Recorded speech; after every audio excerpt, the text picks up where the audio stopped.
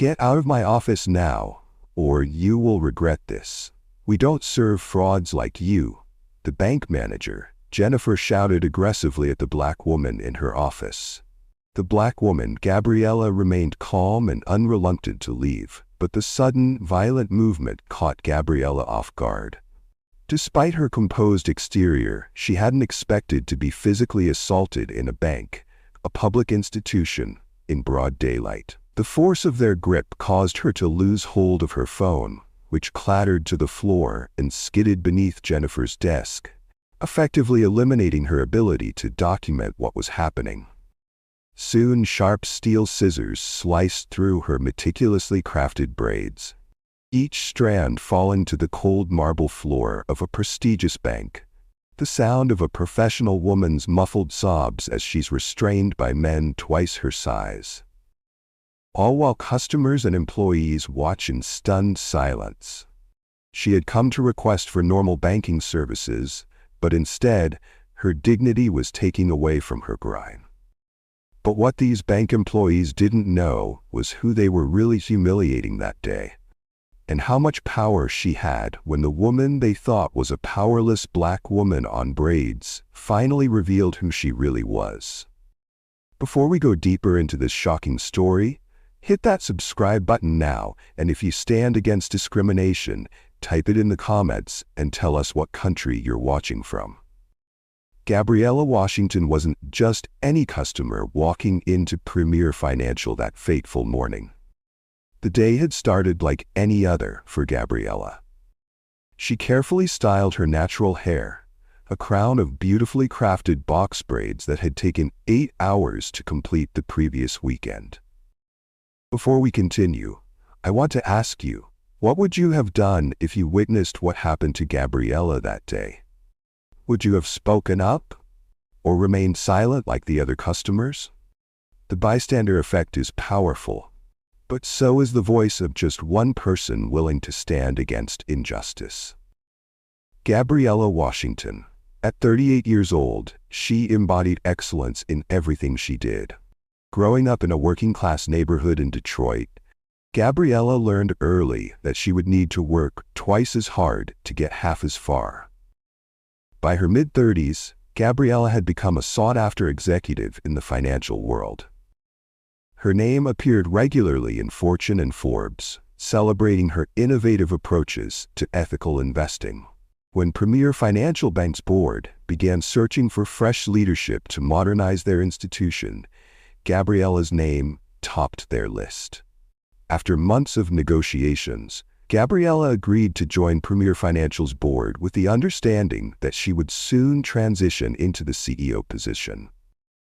The current board members were impressed by her vision for community-focused banking that remained highly profitable. What the board didn't know was Gabriella's personal commitment to transparency and authenticity in leadership. 2 weeks before her official announcement as incoming CEO, Gabriella made an unusual decision. Rather than relying solely on reports and statistics, she would visit several Premier Financial branches incognito to experience their service as an ordinary customer would. "You can't fix what you don't understand," she told her assistant, "and you can't understand what you haven't experienced." This wasn't a publicity stunt. No cameras would follow her. No press release would announce her findings. This was Gabriella's personal methodology: to witness the truth before attempting to reshape it. She had used this approach throughout her career, learning more from these unannounced visits than from months of formal meetings. Gabriella selected 5 branches to visit, including the Westfield location. The Westfield branch of Premier Financial sat in the heart of an affluent suburb, its imposing limestone facade projecting stability and tradition. For 15 years, branch manager Jennifer Pierce had run this location with what the regional director called impressive efficiency. What they didn't see was that Jennifer had created a culture where certain customers received royal treatment, while others were subtly discouraged from banking there. Jennifer Pierce, with her perfectly highlighted blonde hair and country club connections, had transformed a public financial institution into her personal fiefdom, where she alone determined who was worthy of the bank's services. As a Black woman, Gabriella's hair journey had been deeply personal and political. Throughout college and the early years of her career, she had chemically straightened her natural curls, spending thousands of dollars and countless hours maintaining a look that corporate America deemed professional. The burns on her scalp, the damaged edges, the constant maintenance, all were considered necessary sacrifices for success in the financial world. But 3 years ago, after reaching a position of influence, Gabriella made a decision. She would no longer compromise her identity for corporate acceptance. She let her relaxer grow out and began wearing her hair in its natural state. The transition wasn't easy. She noticed the subtle changes in how colleagues addressed her, the microaggressions that suggested her new appearance was somehow less professional. But Gabriella stood firm in her decision. That morning, she selected a conservative charcoal gray pantsuit and minimal jewelry, an outfit that would make her look like any other business professional seeking banking services. No designer labels, no status watches, nothing that would signal her true position in the financial world. Looking in the mirror one final time, Gabriella reminded herself of her purpose. This was about ensuring that Premier Financial Bank truly served all communities equally under her leadership. Time to see what's really happening when no one thinks the boss is watching, she said to her reflection.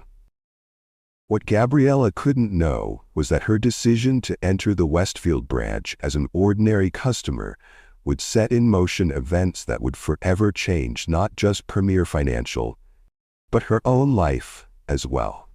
As Gabriella Washington pulled into the parking lot of Premier Financial's Westfield branch, she checked her reflection one last time in the rearview mirror, adjusting her conservative charcoal gray pantsuit. No designer labels, no expensive accessories, nothing that would betray her true position in the financial world. Today, she was simply a professional woman seeking banking services. Her box braids were neatly styled, framing her face with dignified elegance. With quiet confidence, Gabriella stepped out of her modest rental car and approached the entrance. She carried a simple leather portfolio containing fictitious business plans she had prepared for this visit, documents for a community development project she would pretend to seek funding for. It was a test she had designed specifically to assess how the bank treated entrepreneurs from diverse backgrounds. The interior was impeccable. Leather seating areas, mahogany desks, digital displays showcasing the bank's investment services. Everything conveyed prosperity and exclusivity. 3 teller windows were open, each with short lines of customers. To the right, a reception desk controlled access to the offices where more substantial banking matters were handled. Gabriella approached the reception desk with measured steps, maintaining the perfect balance of confidence and approachability. The receptionist, a young white woman with straight blonde hair pulled into a tight ponytail, glanced up briefly before returning to her computer screen without acknowledgement. Gabriella stood patiently, portfolio clutched professionally at her side. 1 minute passed, then 2. The receptionist continued typing, periodically answering phone calls, but never once looking up again at Gabriella. The doors behind Gabriella opened and an older white couple entered. The receptionist immediately brightened, her fingers pausing on the keyboard as she called out, "Good morning, Mr. and Mrs. Davidson. How was your trip to the Bahamas?" The couple approached the desk, standing directly beside Gabriella as if she were invisible. For 10 full minutes, the receptionist chatted with the Davidsons about their vacation, their grandchildren, and their upcoming anniversary celebration. Not once did she acknowledge Gabriella's presence or indicate that she should wait her turn. When the Davidsons finally moved on, directed toward an office with a personal escort, Gabriella still stood waiting. The doors opened again. A middle-aged white man in a golf shirt entered. Again, the receptionist immediately looked up with a practiced smile. "Good morning, sir. How can I help you today?" The man explained he needed to discuss investment options. Without hesitation, without even the pretense of checking an appointment book, the receptionist picked up the phone and announced to someone that an investment client needed assistance. Within moments, another staff member appeared to escort him to an advisor. Still, Gabriella waited. 27 minutes had now passed since she first approached the desk. She had been bypassed by 5 separate customers, all white, all immediately acknowledged and assisted. Finally, after helping a 6th customer who had arrived after Gabriella, the receptionist looked up with a tight, impatient expression. "Is there something you need?" she asked, her tone suggesting Gabriella was somehow inconveniencing her by standing there. With professionalism, Gabriella responded, "Good morning. I'd like to speak with someone about business banking services, please." The receptionist's eyes traveled slowly from Gabriella's face to her hair, then down to her modest handbag, and finally to her shoes, making a visible assessment. Her expression shifted from impatience to something more dismissive. "Are you sure you're in the right place?" she asked, enunciating each word with exaggerated clarity. "We're a full-service financial institution for established businesses and high-net-worth individuals. The check-cashing store down on Maple Street might be more your speed." The implication was unmistakable, the prejudice barely concealed behind a thin veneer of professional language. Gabriella had heard variations of this statement countless times throughout her career. The assumption that a black woman couldn't possibly have legitimate business at a prestigious financial institution. What the receptionist couldn't know was that the woman she was dismissing controlled investment portfolios worth more than this entire branch's annual revenue. That the woman she was suggesting should seek services elsewhere would soon be signing her paychecks. Gabriella maintained her composure, neither raising her voice nor showing the frustration that would have been entirely justified. Instead, she placed her business card on the counter, not her real card identifying her as a board member, but one she had created for this exercise, identifying her as the CEO of a modest consulting firm. "I'd like to discuss a business loan for a community development project," she said evenly. "I have projections, business plans, and references. I'd prefer to speak with the branch manager directly." The receptionist picked up the card with visible reluctance, as if touching something distasteful. She glanced at it briefly before setting it aside. "Miss Washington," she said, the forced politeness barely masking her condescension, "Miss Pierce is very busy with important clients today. If you insist on seeing her, you'll need to wait. I can't promise she'll have time for you." "I'm happy to wait," Gabriella replied. With visible annoyance, the receptionist pointed toward a seating area across the lobby. "You can wait over there. I'll let Miss Pierce know you're here when she's available." Gabriella nodded politely and made her way to the indicated area, a small collection of chairs separated from the main lobby. It was clearly the least desirable waiting section, tucked away from the contemporary art and digital displays, almost hidden behind a large potted plant. A subtle way of keeping certain customers out of the main sightline. Gabriella opened her portfolio and pretended to review her documents while actually observing the dynamics of the branch. Within moments, she noticed the shift in atmosphere her presence created. An older white woman seated nearby gathered her purse and moved to a different section, casting a suspicious glance in Gabriella's direction. 2 other customers whispered to each other, their eyes darting toward her braided hair. "So unprofessional," one woman murmured to her companion, not bothering to lower her voice enough to prevent Gabriella from hearing. "I don't understand why they can't just wear normal hair to a business setting. It's so intimidating." Her friend agreed. Makes me uncomfortable just looking at it. Gabriella had heard these comments countless times. The policing of black women's hair was so commonplace that she had developed an emotional callous against such remarks. Still, each instance reinforced why her mission today, and her larger mission as the incoming CEO, was so necessary. Financial institutions weren't just managing money. They were either reinforcing or dismantling barriers to economic equality. A young mother with a stroller entered the waiting area, glanced at Gabriella, then immediately exited, choosing to stand rather than sit near her. No logic to the reaction, just the unconscious bias that had been programmed through generations of media stereotypes and cultural messaging. 25 minutes Gabriella sat in that waiting area, watching customer after customer arrive, receive immediate service, and depart.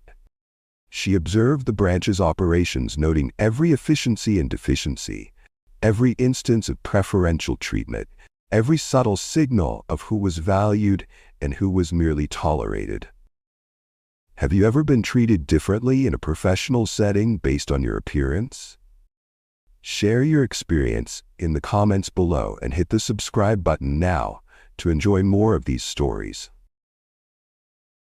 As Gabriella continued to wait, watching the biased treatment unfold around her, she had no idea that the situation was about to escalate from casual discrimination to something far more horrific. After 47 minutes of waiting, nearly triple the time any white customer had waited that morning, Gabriella finally saw movement. The receptionist picked up the phone, spoke briefly, then approached the waiting area with visible reluctance. "Miss Pierce will see you now," she said, her tone suggesting this was an extraordinary accommodation rather than a basic service. "Follow me." As Gabriella gathered her portfolio and rose, she noticed several customers watching the interaction with curiosity. Their expressions suggested surprise that someone who looked like her had secured a meeting with the branch manager. These silent judgments were familiar terrain for Gabriella. The constant questioning of her legitimacy in professional spaces had been the background radiation of her entire career. The receptionist led her down a hallway lined with framed photographs of Premier Financial's historic buildings and past presidents, a visual history displaying mostly exclusively white men in positions of power. They arrived at a corner office with a nameplate reading, "Jennifer Pierce, Branch Manager," in elegant gold lettering. The door was open, revealing a spacious office with floor-to-ceiling windows overlooking a manicured garden. Jennifer Pierce sat behind an imposing mahogany desk, reviewing documents with theatrical focus. She was a woman in her mid-40s with expertly highlighted blonde hair styled in a sleek bob, wearing a cream-colored designer suit that conveyed both authority and privilege. When the receptionist announced Gabriella's presence, Jennifer looked up with a momentary expression of unfiltered distaste. A grimace quickly rearranged into a tight, professional smile that never reached her eyes. "Miss Washington is here about a business loan," the receptionist said, her tone subtly communicating that this was, in her assessment, a waste of the manager's valuable time. Jennifer nodded curtly. "Thank you, Amber." The receptionist departed, closing the door behind her. Gabriella stood just inside the entrance, portfolio in hand, waiting for the customary invitation to sit. It never came. "How can I help you?" Jennifer asked, remaining seated while pointedly leaving Gabriella standing, a power dynamic as old as time. In banking offices across America, potential clients were typically invited to sit, offered water or coffee, treated with the basic courtesies that signaled respect. Not today. Not for Gabriella. "Good morning, Miss Pierce," Gabriella began with the warm professionalism that had become her signature. "I'm interested in discussing business banking services, specifically financing options for a community development project I'm launching." Jennifer leaned back in her leather chair, her eyes performing the same slow evaluative scan that the receptionist had executed earlier. A visual assessment meant to communicate that Gabriella was being measured and implicitly found wanting. "I see," Jennifer responded, her words stretched and enunciated with exaggerated clarity, as if speaking to someone who might struggle with basic English. "And do you understand how business banking works, Ms. Washington?" "Yes, I'm familiar with banking procedures," Gabriella replied evenly, choosing not to mention her extensive qualifications. That would come later. Today was about experiencing the bank's true culture when they didn't know who she was. "Well, our business services are typically designed for established enterprises with significant collateral and proven revenue streams," Jennifer continued slowly. "Given your urban background, you might find our requirements challenging to meet." There it was, the coded language that served as a thin veil for racial assumptions. Jennifer had no information about Gabriella's background. The phrase urban background was purely an assumption based on her appearance. Gabriella remained professionally composed. "I've prepared a comprehensive business plan with 5-year projections, market analysis, and detailed collateral information. I'd be happy to walk you through it." She opened her portfolio and removed the meticulously prepared documents. As she stepped forward to place them on Jennifer's desk, the branch manager made a show of leaning sideways, dramatically trying to see past Gabriella's braided hair as if it were obstructing her vision. "I'm sorry," Jennifer said with a theatrical sigh, "but would you mind standing a bit to the side? Your hair is blocking my view of my computer screen." The comment was absurd. Gabriella's braids were neatly styled and no more voluminous than any other professional hairstyle. They weren't in any way blocking Jennifer's line of sight to her monitor, which sat at a completely different angle. The remark was purely meant to call negative attention to her hair, to mark it as problematic in a professional setting. "Actually," Jennifer continued before Gabriella could respond, "we've had several customers mention that they find your hairstyle rather intimidating. We try to maintain a certain professional atmosphere at Premier Financial. Perhaps you might consider a more conventional style for future business meetings?" Each word landed like a calculated insult, designed to remind Gabriella that she was being judged by standards created specifically to exclude people who looked like her. The suggestion that her natural hair was intimidating or unprofessional was a form of discrimination that Black women faces in corporate America. "My hairstyle is professional and well-maintained," Gabriella responded calmly. "I'd prefer to focus on the business proposal I've prepared." She proceeded to outline the community development project detailed in her documents, a small business incubator designed to support minority entrepreneurs in underserved neighborhoods, providing both capital and mentorship to help build generational wealth in communities historically denied access to fair banking services. As Gabriella explained the social impact potential alongside the solid return on investment projections, Jennifer's expression shifted from dismissive to openly amused. When Gabriella finished her presentation, the branch manager actually laughed. A short, derisive sound that communicated more clearly than words ever could. "Let me get this straight," Jennifer said, making no effort to hide her condescension. "You want Premier Financial to invest in businesses in, what did you call them? Underserved communities?" "That's a creative euphemism." She leaned forward, dropping any pretense of professionalism. "Miss Washington, are you planning to open a hair salon in the hood? Because that seems more aligned with your expertise than financial services." The comment hung in the air. Blatant, undisguised racism delivered with the confidence of someone who had never faced consequences for such behavior.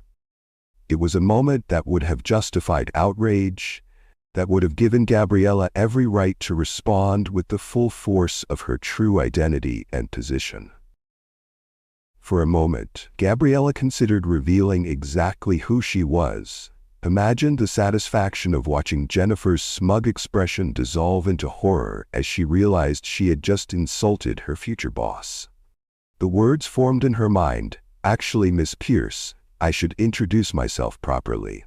I'm Gabriella Washington, newly appointed board member and incoming CEO of Premier Financial's parent company." The revelation would have been immediately satisfying, but as Gabriella opened her mouth to speak, Gabriella made a strategic decision. Revealing her identity now would create immediate consequences for Jennifer, but it would also potentially alert the broader organization to her undercover assessment. More importantly, it would cut short this branch evaluation before she could see just how far the discrimination would go. If Jennifer was this comfortable expressing racist views in a first meeting with a potential client, what else was happening at this branch that Gabriella needed to uncover?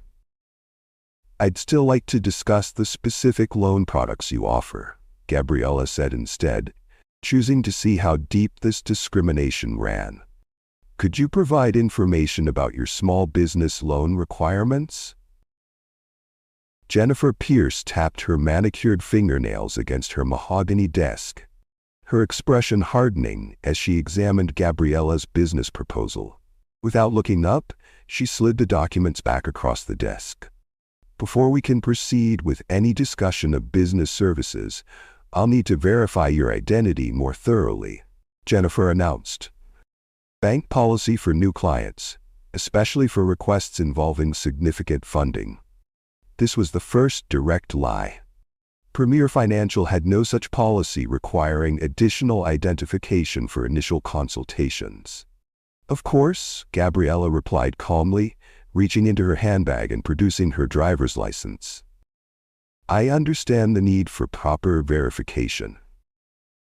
Jennifer took the license and studied it with exaggerated scrutiny, her eyes narrowing. The photo on Gabriella's license had been taken 3 years earlier, showing her with chemically straightened hair, the corporate style she had maintained throughout much of her career before embracing her natural hair. "This doesn't look like you at all," Jennifer declared, her voice laced with manufactured suspicion. She held up the license, pointing to the photo. "The person in this ID has straight hair and looks more well-fed than you. Your appearance is completely different." The assumption that changing from straight to natural hair somehow constituted identity fraud was absurd to Gabriella. "That's me in the photo," Gabriella explained evenly. "I wore my hair differently when that picture was taken, and I've equally lost some weight. As you can see, the facial features match perfectly." Jennifer's eyes remained cold. "I'll need to see additional identification. A passport, perhaps? And a credit card with your name on it." Again, Gabriella complied, producing her passport and a credit card. Each time she presented identification, Jennifer found new reasons to question its authenticity, or Gabriella's identity. When the passport photo also showed straightened hair, Jennifer's suspicion appeared to deepen rather than resolve. "These discrepancies are concerning," Jennifer said, her voice taking on a performative professionalism that barely masked her hostility. "The banking industry has strict protocols about identity verification. I'm sure you understand." While maintaining eye contact with Gabriella, Jennifer reached beneath her desk and pressed a button, a silent security alert. The action was subtle but purposeful, intended to be noticed. It was an escalation, a power move designed to intimidate. "Is there a problem with my identification?" Gabriella asked, though she knew exactly what was happening. She had now presented 3 forms of government-issued ID, all clearly showing the same person, all clearly legitimate. "Let's just say I have concerns," Jennifer replied with thin-lipped condescension. "When identification doesn't match appearance, we have protocols to follow." Within moments, the office door opened without a knock. A security guard, a tall white man with a military-style haircut, appeared in the doorway. "Everything okay in here, Miss Pierce?" he asked, his hand resting casually near the taser at his belt, his eyes immediately focusing on Gabriella with unwarranted suspicion. Jennifer turned to him with practiced concern. "We may have a situation, Dave. I'm dealing with a potential case of identity fraud. Would you mind staying close by while I sort this out?" The security guard nodded, taking up position just inside the doorway, his presence transforming what should have been a routine banking consultation into something that felt increasingly threatening. "There's been a misunderstanding," Gabriella said calmly. "My identification is legitimate. I'm here to discuss business services." Jennifer ignored her explanation entirely. "I'll need to make some calls to verify these documents," she announced, picking up her desk phone while nodding meaningfully to the security guard. What happened next elevated the situation from standard discrimination to something far more public and humiliating. As Jennifer was speaking quietly into the phone, her office door opened again. This time, it was an elderly white woman, the same customer who had moved away from Gabriella in the waiting area earlier. "Excuse me," the woman interrupted loudly, addressing Jennifer while pointedly ignoring Gabriella's presence. "I couldn't help but notice this person was brought into your office and I wanted to express my concerns." Jennifer set down the phone, her expression shifting to one of solicitous concern. "What concerns you, Mrs. Hoffman?" The elderly woman, emboldened by Jennifer's receptiveness, continued with increasing volume, clearly intending for her words to carry. "I've been banking here for 30 years, and I've never felt unsafe until today. That woman's hair looks like it could be hiding anything. Who knows what she's concealed in there? Weapons? Recording devices? It's intimidating and threatening to other customers." This outlandish assertion, that Gabriella's braided hair could somehow conceal dangerous items, would have been laughable if it weren't so deeply rooted in racist stereotypes and ignorance. It was a claim no one would ever make about a white woman's hairstyle, no matter how voluminous or elaborate. Jennifer nodded sympathetically. "I understand your concerns, Mrs. Hoffman. Rest assured, we're taking appropriate security measures." "Well, I should hope so," the older woman continued, growing more animated. "This isn't the type of clientele Premier Financial used to attract. I remember when this was a respectable establishment." The implication was unmistakable, the racism barely veiled. And Jennifer Pierce, rather than moderating this inappropriate intervention, was actively encouraging it. Throughout this extraordinary display, Gabriella remained seated, her posture straight, her expression composed. Lesser individuals might have erupted in justifiable anger or fled the humiliating scene. But Gabriella Washington had navigated hostile environments her entire professional life. She understood that her reactions would be scrutinized, that any display of emotion would be weaponized against her. When Mrs. Hoffman finally finished her tirade and departed with a self-satisfied huff, Gabriella addressed Jennifer directly. "I'd like to see your anti-discrimination policy, please," she requested, her voice steady and professional. The request was like dropping a stone into still water. Jennifer's practiced expression faltered momentarily, surprise registering in her eyes before she recovered her composure. "Excuse me?" she replied, her tone suggesting Gabriella had said something outlandish. "Premier Financial's anti-discrimination policy," Gabriella repeated. "Federal law requires all financial institutions to maintain such policies.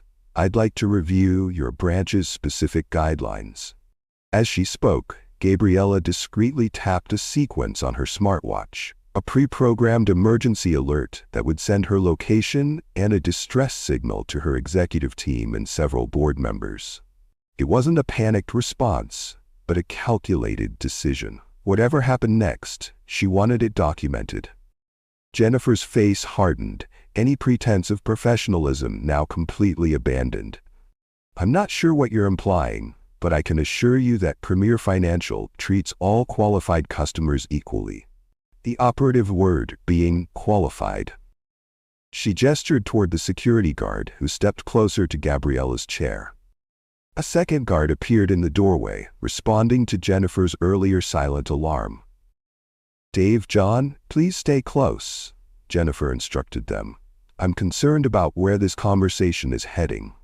Then, turning back to Gabriella, she continued with increasing boldness. "Let me be frank, Miss Washington, if that's really your name. When you come into an establishment like Premier Financial, there are certain standards of appearance and behavior that we expect.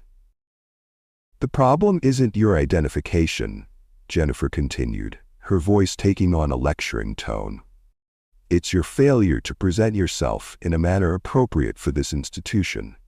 Your hair, your attitude, these unprofessional elements suggest you're not a good fit for Premier Financial's services." As Jennifer spoke, the two security guards moved to position themselves on either side of Gabriella's chair, a clear intimidation tactic. The office door remained open, allowing other bank employees and customers to witness Gabriella's humiliation. This was the moment when most people would have revealed their true identity, when the temptation to drop the bombshell that would instantly transform the power dynamic would become overwhelming. But something in Gabriella held her back. She wanted to see exactly how far Jennifer Pierce would go when she believed she was untouchable. She couldn't have known that her decision to remain silent about her true identity would lead to an act of humiliation so extreme that it would shock the banking industry. "Get out of my office now," Jennifer shouted at Gabriella, but Gabriella stood firm, insisting on being attended to, and that made Jennifer think of making an example of her to break her ego. As the security guards closed in around her, Gabriella maintained her dignity and composure. She was no longer just a banking executive conducting an undercover assessment. She was becoming a witness to injustice, documenting behaviors that would soon lead to one of the most dramatic reckonings in corporate America. "I believe we're done here," Jennifer Pierce declared, her voice laced with finality as she signaled to the security guards. "This person is attempting to commit fraud at our institution." What happened next unfolded with a terrifying military precision that suggested this wasn't the first time such an incident had occurred at Premier Financial's Westfield branch. Without warning, both security guards moved in perfect synchronization, each grabbing one of Gabriella's arms and yanking her forcefully from the chair. The sudden, violent movement caught Gabriella off guard. Despite her composed exterior, she hadn't expected to be physically assaulted in a bank, a public institution in broad daylight. The force of their grip caused her to lose hold of her phone, which clattered to the floor and skidded beneath Jennifer's desk, effectively eliminating her ability to document what was happening. "What are you doing? Take your hands off me," Gabriella demanded, her professional calm finally cracking under the physical assault. For the first time since entering the bank, a genuine alarm crept into her voice. This was escalating beyond discrimination into something far more sinister. The security guards tightened their grip, their fingers digging into the flesh of her arms with enough pressure to leave bruises, marks that would be photographed later as evidence. They lifted her slightly, keeping her feet barely touching the ground to prevent her from gaining stability or leverage. Jennifer Pierce, rather than showing any concern about this disproportionate use of force, appeared energized by the confrontation. A cold smile spread across her face as she stepped from behind her desk, straightening her cream-colored jacket as if preparing for a public appearance. This wasn't a regrettable security incident to be handled discreetly. This was a performance, a display of power meant to be witnessed. "Bring her to the lobby," Jennifer instructed the guards, leading the way as they half-dragged Gabriella from the office.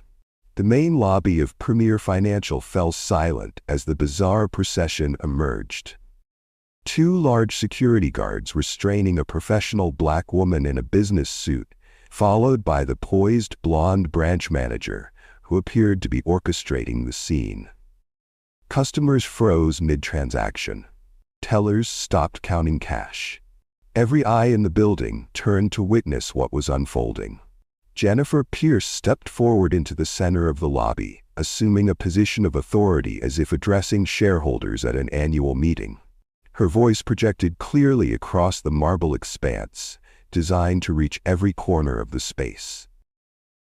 "Ladies and gentlemen, I apologize for the disruption to your banking experience today," she announced with practiced precision. "This is what happens when people try to commit fraud in my bank. We take security very seriously at Premier Financial." She paused, allowing her words to land with their full weight, ensuring that everyone present would associate Gabriella's face with criminal behavior. It was character assassination in real time. A public branding with no evidence, no due process, no opportunity for defense. Then, turning to the guards with a chilling calmness that suggested premeditation, she delivered the instruction that would soon make headlines across the country. "Make sure she won't be mistaken for someone else again." The command hung in the air for a moment, its meaning not immediately clear to the onlookers. But Jennifer's next actions clarified her intentions with horrifying clarity. She walked purposefully to her assistant's desk, opened a drawer, and removed a pair of scissors. Standard office scissors with black handles and stainless steel blades, ordinary objects that were about to be weaponized in an extraordinary act of racial violence. "Hold her still," Jennifer commanded as she approached Gabriella with the scissors open, their metal surfaces catching the light from the lobby's chandeliers. The reality of what was about to happen dawned on Gabriella with a sickening clarity. "Stop this immediately," she demanded, her voice rising with genuine alarm as she struggled against the guard's restraint. "You have no right to touch me. This is assault." Her protests echoed through the lobby, but not a single customer or employee moved to intervene. Some watched in shocked silence. Others averted their eyes, unwilling to witness but equally unwilling to object. A few even nodded in approval, their faces reflecting the same biases that had empowered Jennifer Pierce's actions. With the calculated precision of someone who had rehearsed this moment in her mind, Jennifer Pierce began cutting through Gabriella's braids. The severed braids fell to the marble floor of the bank with soft, devastating thuds. Tears streamed down Gabriella's face as she endured this public humiliation. The physical pain was minimal. The scissors cut hair, not skin, but the emotional violence was immeasurable. "This is a hate crime," Gabriella said through tears, her voice steady despite the emotion flooding through her. "You are committing a hate crime in front of witnesses." Jennifer continued cutting, unmoved by Gabriella's distress or the gravity of her actions.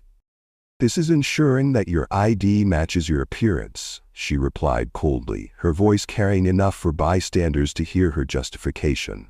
"Now there won't be any confusion about who you are. If you were in Gabriella's shoes, what would you have done next after your braids were cut by a bank staff? Comment your thoughts and don't forget to subscribe now to enjoy more of these stories." The cutting continued for what felt like an eternity, but was probably less than 2 minutes. Throughout this assault, despite the trauma unfolding, Gabriella maintained enough presence of mind to press an emergency sequence on her smartwatch, a different code than she had used earlier. This signal transmitted not just her location, but access codes to the bank's security camera system directly to the board members of Premier Financial. It was a fail-safe she had programmed before beginning her branch visits, a digital panic button that would provide irrefutable evidence of her experience. The tiny green confirmation light on her watch was the only thing giving her hope in this moment of profound degradation. When Jennifer had cut enough of Gabriella's hair to satisfy her cruelty, leaving her with uneven patches and exposed scalp in places, she stepped back with a self-satisfied expression, admiring her handiwork as if she'd completed a difficult task with particular skill. "Now your appearance matches your ID," she announced to the silent lobby. "Escort her out." The guards dragged Gabriella through the lobby, past shocked customers who recorded the scene on their phones but did nothing to intervene. Their grip remained punishingly tight, as if they expected this professional woman in business attire to suddenly become violent, another manifestation of the stereotypes that had driven this entire incident.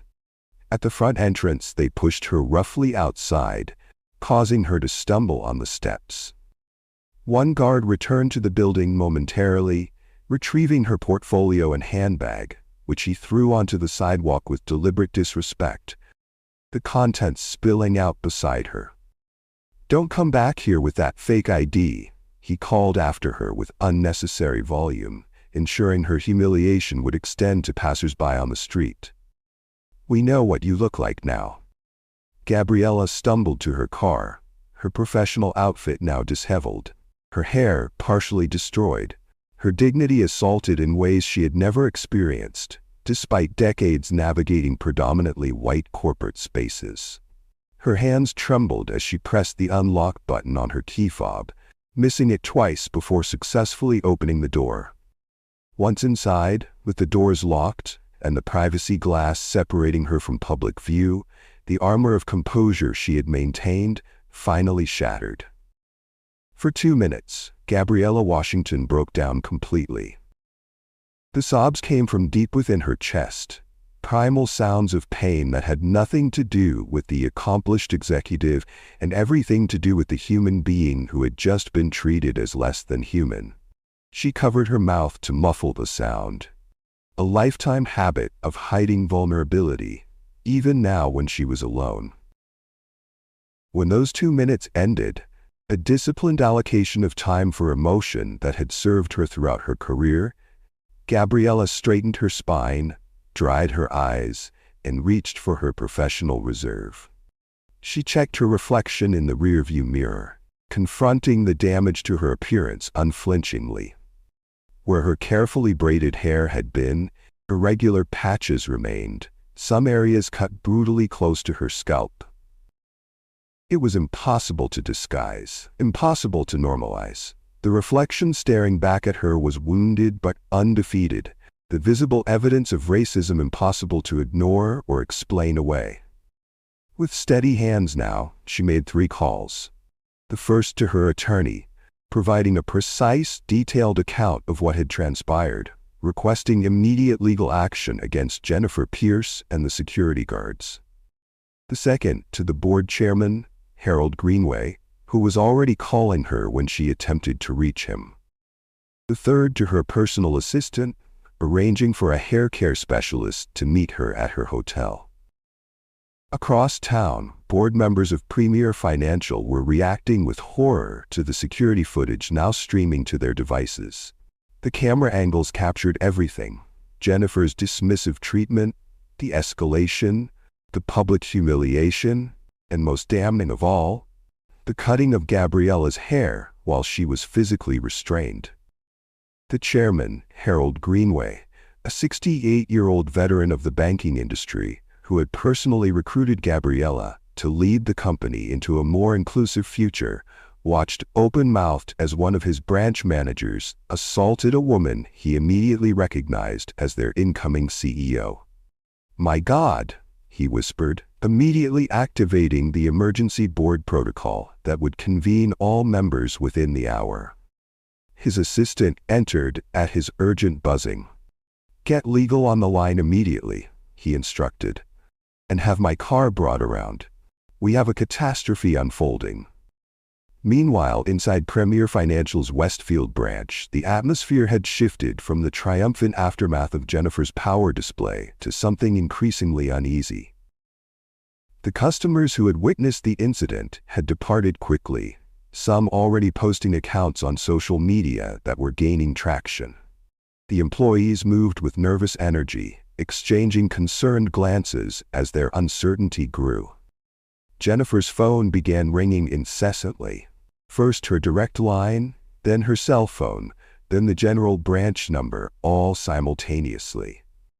her email inbox filled with urgent messages from corporate headquarters, all marked "immediate action required" in subject lines that grew increasingly alarming.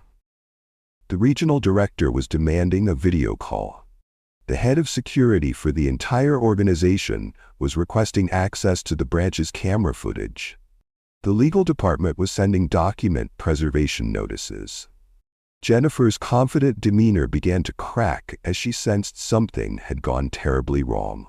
The same employees who had tacitly supported her actions an hour earlier now avoided eye contact, distancing themselves as they sensed the shifting winds. One of the security guards, Dave, had returned to his station and, troubled by what had just occurred, decided to search Gabriella Washington's name online. It was a simple act of due diligence that should have been performed before any confrontation, standard security protocol that had been bypassed in the rush to judgment. His face drained of color as the search results populated his screen. There she was, Gabriella Washington, Harvard MBA, Wall Street powerhouse, recently appointed board member and incoming CEO of Premier Financial's parent company. Her professional biography was accompanied by awards, speaking engagements, and financial industry accolades. "Oh no," he whispered, looking toward Jennifer's office where she was now frantically answering calls. "What have we done?" He quickly showed the search results to his colleague. Both men now understanding that their careers were likely over. They had participated in the assault of their future CEO based solely on the biased judgment of a branch manager they had trusted without question. 30 minutes later, Gabriella sat in her hotel room as a professional stylist carefully assessed the damage to her hair. The woman's gentle hands moved with respect and care, a stark contrast to the violation Gabriella had experienced at the bank. "We can even it out," the stylist said gently, her voice filled with the compassion of someone who understood exactly what this kind of attack meant to a black woman. "Create a shorter style until it grows back. I can minimize the appearance of damage." Gabriella looked at her reflection, at the uneven patches where her beautiful braids had been hacked away, at the visible evidence of the discrimination that millions of black women faced daily, but that rarely left such undeniable physical proof. In that moment, she made a decision that would define the next chapter of this unfolding story. "No," she decided firmly, her voice finding new strength. "I don't want to hide what they did to me. When I return to that bank, I want everyone to see exactly what happened. I want Jennifer Pierce to look at me and see the consequence of her actions. I want the evidence visible and undeniable." The stylist nodded with understanding, making only minimal adjustments to prevent further damage without concealing the assault that had occurred. As she prepared for her return, Gabriella's phone buzzed continuously with messages from board members expressing their outrage and support. The chairman himself had arranged to meet her at the bank with the entire executive leadership team. Legal counsel had already filed preliminary charges. Public relations was preparing for a storm of media attention. Jennifer Pierce was about to learn exactly who she had assaulted, and the reckoning would be swift, public, and career-ending. But more importantly, Premier Financial was about to undergo a fundamental transformation under Gabriella Washington's leadership, one that would address the systemic issues that had allowed such discrimination to flourish unchecked. The cutting of her hair had been meant to humiliate and dehumanize her. Instead, it would become the catalyst for institutional change that would affect thousands of employees and millions of customers. 1 hour after being thrown out of Premier Financial, a convoy of 3 black luxury vehicles pulled up to the front entrance. The bank employees watched with growing concern as board members in expensive suits emerged, forming a protective circle around Gabriella Washington as she exited the last car. She walked toward the bank with her head held high, making no attempt to hide her partially cut hair. Flanked by the board chairman, Harold Greenway, on one side, and the company's chief legal counsel on the other, Gabriella exuded calm authority. Behind them followed 6 other board members and executives, creating an unmistakable show of corporate force. As they entered the lobby, Jennifer Pierce was speaking with a customer at the reception desk. When she looked up and recognized Gabriella, her face drained of color. The portfolio in her hands dropped to the floor, scattering papers. For a moment, she stood frozen in disbelief, then turned abruptly and tried to retreat to her office. "Miss Pierce," called Chairman Greenway, his authoritative voice stopping her mid-stride, "please remain in the lobby." Jennifer halted, visibly trembling as the full realization of her situation began to dawn on her. The security guards who had participated in Gabriella's humiliation now stood awkwardly at their posts, uncertain what to do as corporate leadership filled the branch. Chairman Greenway walked to the reception desk and picked up the telephone connected to the bank's PA system. His voice resonated throughout the building as he made a public announcement. "Attention all Premier Financial customers and employees. I am Harold Greenway, Chairman of the Board. I must inform you of a deeply disturbing incident that occurred in this branch today. The woman who was forcibly removed and assaulted earlier is Gabriella Washington, newly appointed majority shareholder and incoming CEO of Premier Financial.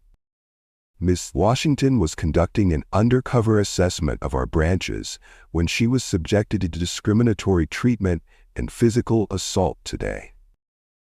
The lobby fell completely silent as customers and employees processed this revelation. Jennifer stood paralyzed, her career flashing before her eyes. Among the customers, reactions varied dramatically. Several appeared horrified, covering their mouths in shock as they realized they had witnessed the assault of their bank's CEO. Others looked down in shame, recognizing their complicity in remaining silent. Near the exit, Mrs. Hoffman, the elderly woman who had complained about Gabriella's hair, attempted to slip away unnoticed. As she reached for the door, Gabriella stepped forward. "Mrs. Hoffman," she called, her voice firm but calm. "You can't leave yet." The elderly woman froze, then reluctantly turned back, unable to meet Gabriella's eyes. Gabriella nodded to an IT specialist who had accompanied the board members. Within moments, the security footage from earlier appeared on all digital displays throughout the lobby. Every customer and employee was forced to witness what had happened. The discrimination, the physical restraint, Jennifer cutting Gabriella's hair while she was held down, and her being thrown out of the bank. The footage played without commentary, the visual evidence speaking for itself. When it ended, Jennifer stepped forward, her voice shaking with desperation. "I was following protocol for suspected fraud," she insisted. Her identification didn't match her appearance. "I was protecting the bank's interests." Gabriella raised her hand, silencing Jennifer mid-sentence. The entire lobby went quiet. "Let me be clear about what happened today," Gabriella said, her voice steady and authoritative. "I was subjected to racial discrimination from the moment I entered this branch. I was ignored at reception, while white customers who arrived after me received immediate service. When I finally spoke with Miss Pierce, she made derogatory comments about my hair, my professional qualifications, and my urban background, a term she used without knowing anything about where I grew up." Gabriella moved closer to Jennifer, who seemed to shrink with each approaching step. "You violated Premier Financial's anti-discrimination policies, federal banking regulations, and basic human decency. You authorized an assault against me that was rooted in racist stereotypes about black women's hair. Your actions weren't protecting this bank. They were harming it and everything it should stand for." Chairman Greenway stepped forward, addressing Jennifer directly. "Jennifer Pierce, your employment with Premier Financial is terminated effective immediately. The same applies to the security personnel involved in this incident and the receptionist." He gestured to two corporate security officers who had arrived with them. "Please escort Miss Pierce to her office to collect personal items, then off the premises." Gabriella added, "Please remove your personal items within 15 minutes, just as you gave me no time to explain who I was." As Jennifer was led away, Gabriella's lawyer addressed the remaining customers and staff. Criminal charges for assault and civil rights violations are being filed against the individuals involved. Additionally, all customer accounts will be reviewed, particularly those who actively participated in today's discrimination. Premier Financial cannot and will not do business with clients who engage in discriminatory behavior towards others. At this announcement, Mrs. Hoffman clutched her purse tightly, her face flushed with embarrassment. "This isn't just about one incident or one branch," Gabriella addressed everyone. "What happened today represents a culture that we will transform completely. Premier Financial will become an institution where everyone is treated with dignity and respect, not just those who fit certain appearances or backgrounds." Jennifer was escorted out the front doors and arrested for assault, and Gabriella took control of the bank and made sure new laws were set to ensure what happened to her never repeated itself again. If you enjoyed this story, hit the subscribe button, and share with others to learn too. Our next story is one you shouldn't miss.